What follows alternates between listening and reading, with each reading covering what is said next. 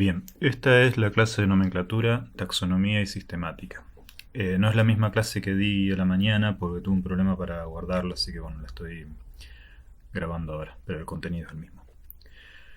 La idea de estas primeras clases es esclarecer los tres conceptos, nomenclatura, taxonomía y sistemática, que hemos visto que suelen estar algo difusos, incluso para los estudiantes que ya han cursado otras materias y por ahí incluso han tocado en alguna medida. Comencemos con la taxonomía. No, la taxonomía es una disciplina, sí, una rama, o mejor disciplina dentro de la biología, que busca clasificar a los organismos en categorías formales, o sea, en lo que después termina llamándose taxones jerarquizados. Bueno, como ven ahí en la imagen, ejemplos de esta jerarquía taxonómica son de más general a más particular: filum, clase, orden, familia, género, especie. Esto seguramente lo habrán visto en introducción. La sistemática también busca clasificar a los organismos, pero a diferencia de la taxonomía lo hace a partir de la relación de parentescos entre los grupos. Entonces, o sea, si taxonomía y sistemática tienen un objetivo similar, pero perspectivas diferentes, puede pensarse que hay algún conflicto entre las dos disciplinas. Y si bien yo no diría conflicto, pero sí puede haber algunas discrepancias, algunas tensiones que conviene señalar. La primera, para mí la más evidente, es que la sistemática es una disciplina que podríamos llamar normal en el sentido kuhniano. Algunos se haya hecho epistemología. Quiere decir que se enmarca dentro del paradigma de la ciencia.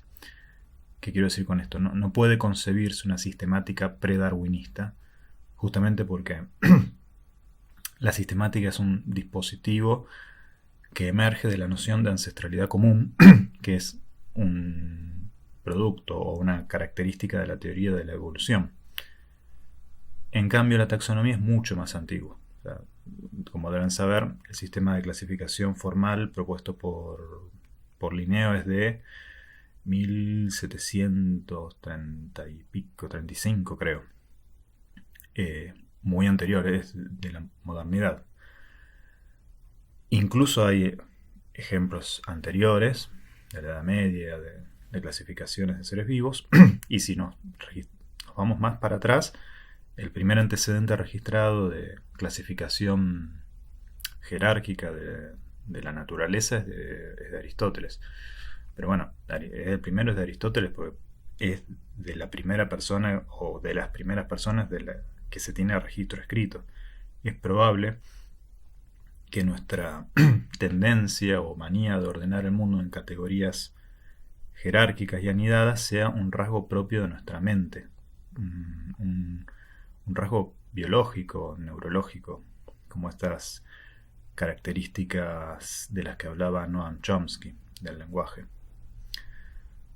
Sea como sea, hoy coexisten, y me parece que una buena forma de representar las diferencias que hay entre la sistemática y la taxonomía, pensar que los modelos clasificatorios de las sistemáticas tienen forma de árbol. Los cladogramas, las filogenias con las que ustedes han trabajado, son árboles, justamente porque dependen o derivan de la ancestralidad común, mientras que la clasificación taxonómica tiene más forma de mamushka, es decir, de conjuntos anidados dentro de otros conjuntos, con categorías fijas y formales. Esa diferencia de topología, de naturaleza, hace que no siempre sea fácil o que existan tensiones cuando queremos compatibilizar nuestra comprensión filogenética de la biodiversidad con nuestro sistema taxonómico de estructuras fijas. Bueno, acá ven un ejemplo de un cladograma en donde se ve un poco esto que quiero decir. Lo que están viendo, creo que es algo que le habrá mostrado Luciana en la clase de teoría, es una filogenia de los filum de Metazoa. En la derecha ven la lista de nombres, son todos categoría, nombres de filum, ¿saben? Porífera, nidaria, etc.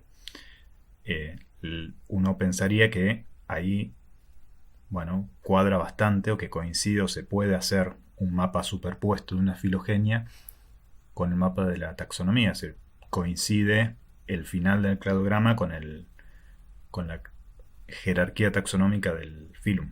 Pero ahí le señala la flecha, por ejemplo, que aparece chordata, que también es un filum, son los cordados, que incluye a los que conocemos como vertebrados, filogenéticamente en un nodo anterior. Es decir, que decirle filum realmente no representa lo que al menos esta filogenia nos dice sobre la relación de parentesco y en todo caso sobre lo que hoy entendemos como la relación que hay entre los grupos biológicos de metazoa. Ahí es donde puede empezar a aparecer este tipo de problemas. Además, cuando sucede esto, ustedes van a ver que empiezan a aparecer categorías intermedias categorías taxonómicas intermedias como subclases, superfilum. Superfilum, por ejemplo, acá es de Deuterostomata. Bueno, un montón de nombres adicionales intercalados que ya empiezan a empiojar un poco el sistema taxonómico, que de alguna manera dan cuenta de cómo hay que tensionar este sistema para hacerlo coincidir con nuestra comprensión de la relación que hay entre los seres vivos, para hacer que nuestro sistema taxonómico de alguna manera refleje lo que de manera natural refleja en la sistemática. Ahora bien, si la sistemática es un sistema clasificatorio normal en el sentido de que deriva de nuestro paradigma vigente y la taxonomía no, se preguntarán por qué se sigue usando la taxonomía. Bueno, por ahí la costumbre, no hay que despreciar ese factor. En muchas de las cosas que pasan en ciencia y en general se explican porque ya están establecidas y bueno, usos y costumbres suele ser importante, pero más importante me parece es el hecho de que la taxonomía genera algo de un modo mucho más natural que la sistemática, y son los nombres. Y a los nombres los necesitamos, los seguimos necesitando para hablar, para discutir y razonar el universo de lo vivo, o sea, la biodiversidad. Y acá, con el tema de los nombres, es donde aparece el tercer concepto del que tenemos que hablar, que es la nomenclatura. Bien, ¿qué es la nomenclatura? Bueno, la nomenclatura es el sistema de reglas que nos damos para darle nombre a los seres vivos, a las especies o a los otros grupos taxonómicos. Este sistema de reglas permite varias cosas. Por empezar, que nuestra forma de nombrarlo sea consistente, es decir, que todos en el mundo, cuando decimos Homo sapiens, nos estamos refiriendo a una especie y no a otra. Esto creo que lo habrán visto en la introducción, esa consistencia, que por más que todos hablemos distintos idiomas, cuando mencionamos una especie es un nombre por una especie. También tiene que ser unívoco, en el sentido de que cada nombre debe referirse a una sola especie. Si bien existen las sinonimias, eso ya lo vamos a ver un poquito más adelante. Y debe ser estable. Esto no quiere decir que no deban cambiar los nombres, de hecho cambian, pero que haya una forma de lidiar con esos cambios de manera que se pueda dar cuenta, se puedan rastrear. Bueno, vamos a ver algunas de esas reglas.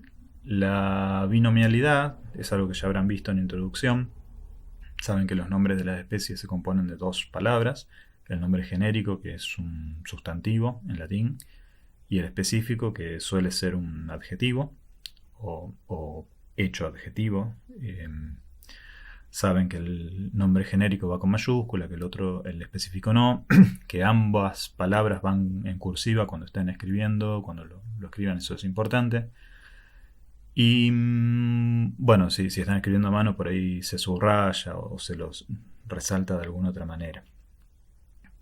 Hay algunas otras reglas que bueno, no es que les vamos a tomar esto en un examen, pero sí dan son parte de su formación como biólogos profesionales que van a hacer, reglas fonéticas que aún se conservan del latín. Saben que la CH se pronuncia como K, que el AE se pronuncia E. Bueno, hay una serie de reglas, están ahí listadas, no hace falta que se las nombre, que las van a ir incorporando con el uso. Ténganlo presente. Incluso está el hecho de que hay algunas jerarquías taxonómicas que tienen una terminación fija, que para la nomenclatura zoológica eso se da en los niveles de familia, que terminan en IDAE, IDE, y el subfamilia, que es INAE, INE.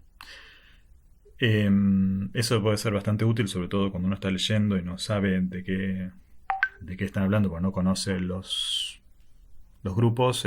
La terminación de la palabra a veces te da la idea de a qué resolución taxonómica estás hablando. Hay algunas otras reglas que existen para nombrar categorías intermedias, como las que le hablé del subgénero y la subespecie. Bueno, el subgénero ahí va con mayúscula. La subespecie se nombra al final, sin paréntesis. Bueno. Pero posiblemente la regla más importante de todas sea la de publicación.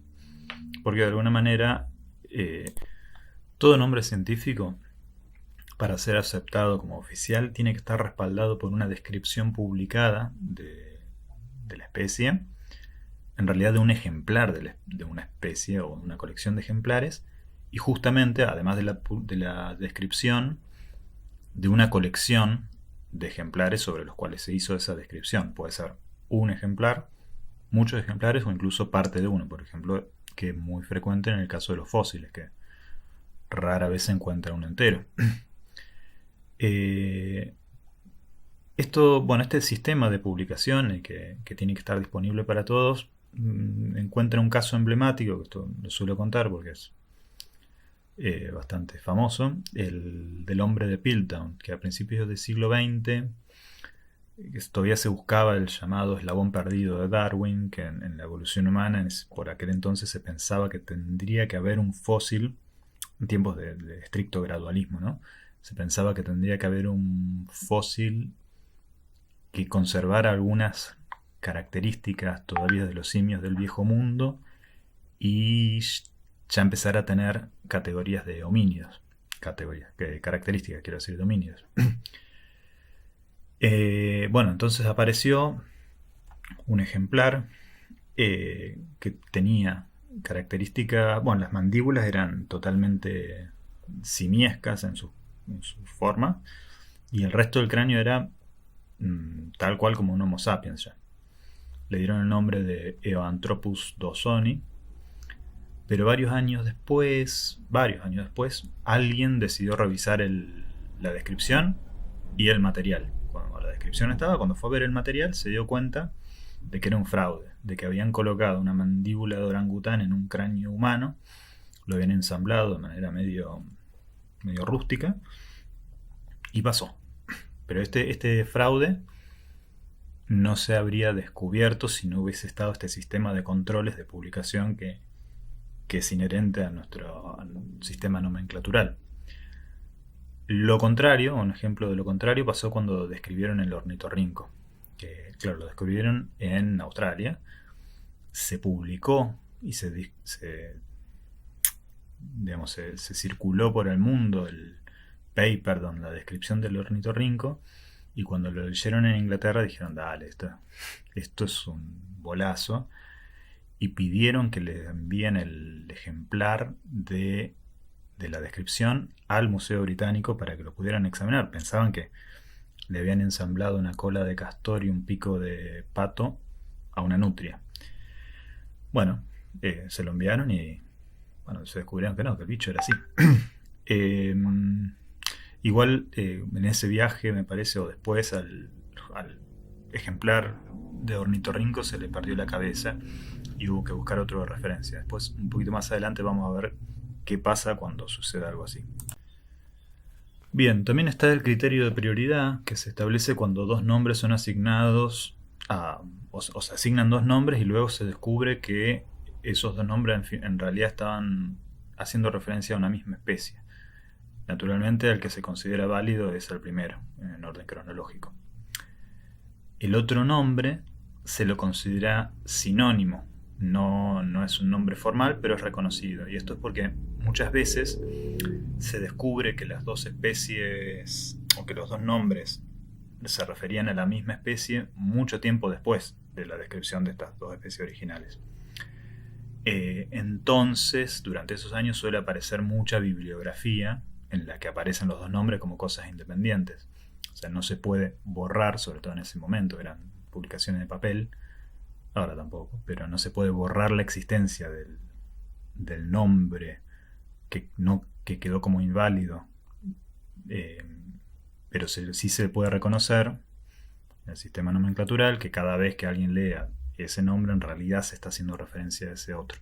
Por eso está el concepto de sinonimia.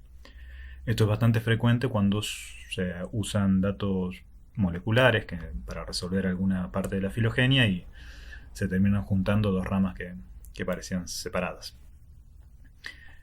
También está el criterio de homonimia, que indica que no puede haber nombres científicos de especies idénticos dentro del mismo reino. Qué sé yo, por ejemplo, alguien podría llamar, tal vez, si se quiere, Homo sapiens a alguna planta, eso no sería un problema, pero vos no podés llamar dentro del mismo reino animal a dos especies exactamente igual. Ahora, géneros y familias sí pueden ser, puede haber familias, como en este caso de Lepidoptera y de aves que tienen, o un género que tiene la misma forma, eso está permitido. Bien, la tipificación es otro sistema de reglas que no es estrictamente nomenclatural, sino que hace referencia a la forma en la que almacenamos las colecciones, los ejemplares que sirven para la descripción y que son en definitiva los portadores del nombre.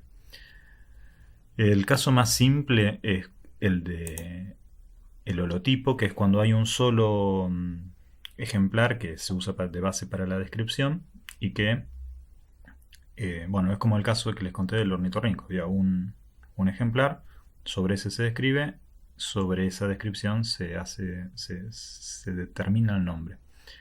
También puede haber situaciones en las que hay más de un ejemplar. La descripción se hace en base a una colección, a un set de organismos, que cada uno de esos ejemplares pasa a llamarse paratipo y que entre ellos, entre estos organismos, puede seleccionarse a uno como holotipo, como el portador del nombre, a pesar de que hay una colección de paratipos.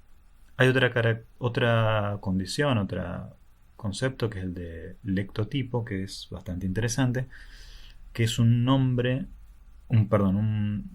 es cuando un ejemplar se asigna como holotipo a un nombre que fue establecido sin que el autor de ese nombre hubiese nombrado un holotipo. Eso en general no debería pasar. O sea, hoy por hoy, si vos tenés que hacer una descripción, tenés que nombrar un holotipo. Pero eso no pasaba siempre. El caso más emblemático es el de Homo sapiens. Homo sapiens fue un nombre que se generó para hablar del ser humano, pero nadie vino a decir, bueno, Homo sapiens es el nombre y este muchacho de acá va a ser el holotipo. El nombre apareció y se usó y, bueno, entrado la década del 60, del siglo XX, alguien dijo, che, hay que poner un holotipo a Homo sapiens. Pero imagínense, no iban a poner a un tipo en una caja entomológica o un formol. Lo que se decidió fue hacer que el holotipo, el lectotipo en este caso, sea los restos de Linneo. O sea, es algo naturalmente totalmente simbólico. Nadie va a exhumar los restos de Linneo para cerciorarse de que alguien sea Homo sapiens, que están creo que en la catedral de Uppsala. También está otra situación que es el caso de neotipo, que es un ejemplar que se usa cuando el holotipo se pierde o se destruye. Que es, bueno, el ejemplo ese que les decía el ornitorrinco se le salió la cabeza, bueno, después lo tuvieron que reemplazar. Alotipo es un ejemplar del sexo opuesto al holotipo.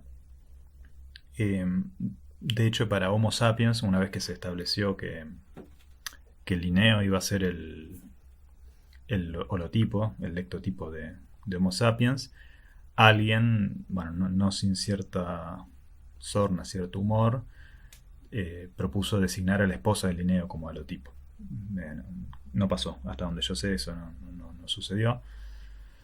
Pero marca incluso una línea de debate que es bastante interesante, bueno, de la que se está hablando también bastante, que es una especie de sesgo androcéntrico en la tipificación biológica. Ahí están viendo la portada de un paper de hace unos años en donde se discute el hecho de que las descripciones biológicas, pero también está bastante documentado en estudios médicos, que suelen basarse fundamentalmente en varones. Bueno, excede esto la charla de hoy, pero quería comentarles que es un tema del que se habla. Bien. Vienen algunos ejemplos sobre cómo, un ejemplo práctico de qué pasa si se pierde un holotipo, etc. Bueno, no los voy a aburrir leyendo esto, pero también, bueno, les queda la presentación y además va a haber unos ejercicios en el aula para que lo puedan practicar. No es algo que se deba entregar, pero es más que nada para que les sirva de entrenamiento y puedan fijar estas nociones. Bien, hay algunos conceptos adicionales que conviene también tener en cuenta. Por ejemplo, el de tautología. En nomenclatura zoológica, a diferencia de la botánica, se permite que un nombre científico se componga de dos palabras iguales. Ahí lo que están viendo es tubifex, que es un anélido, pero creo que, bueno, hay muchos ejemplos de este tipo de situación, que es propio de la nomenclatura zoológica. También, y esto es bastante importante que lo tengan en cuenta, hay reglas para citar los autores científicos, los autores de los nombres científicos. Como se ve en el ejemplo, bueno, el ejemplo ahí debería estar en cursiva, pero bueno, ¿qué va a ser? Bueno, se escribe el nombre científico del que se está hablando, y acto seguido de eso viene el nombre del autor, coma, y el año de la descripción.